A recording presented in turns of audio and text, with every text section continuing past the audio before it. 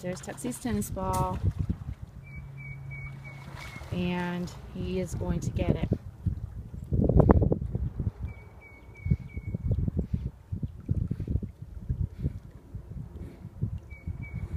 That dog is a smooth swimmer.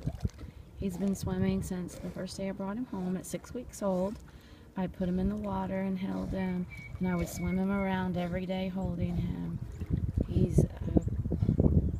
be 2 years old at the end of June. And then he goes over here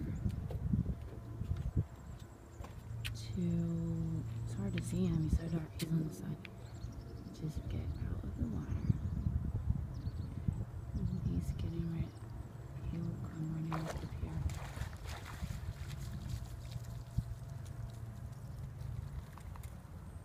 Bring me your ball, Tuxie.